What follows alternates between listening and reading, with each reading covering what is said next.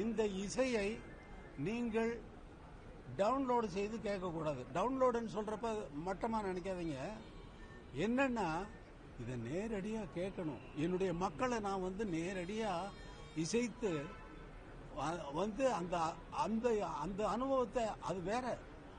நீங்க அங்க உட்கார்ந்து அந்த சைலண்டா அந்த 80 வாத்திய கருவிகளும் அப்படியே கேட்கும். 80 வாத்திய கருவிகள் மற்ற ஒலிப்பதிவுகளில் கேட்குமா? கேட்காது.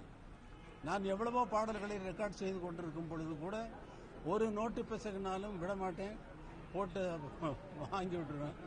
ஃபுல் ரிஹர்சலில் கலந்துக்கிட்டு மேடையிலையும் பக்கத்திலேயே உட்கார்ந்து கொண்டு தவறு செய்கிறார்களா என்பதை கவனித்துக் கொண்டிருந்தேன்.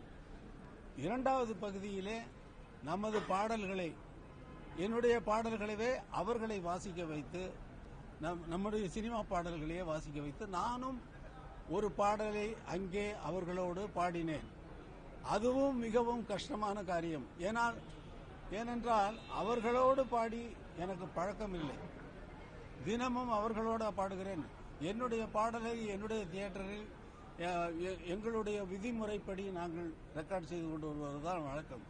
ஆனால் அவர்களோடு பாடி அந்த பாடலுக்கு மக்கள் கைத்தட்டி மிகவும் நல்ல வரவேற்பு கொடுத்தார்கள். சிம்பனி இசை, இந்த சிம்பனி இசை 13 தேசங்களில் நடக்கவிருப்பதற்கு நாட்கள் குறித்தாக்கிவிட்டது. 13 தேசங்களில்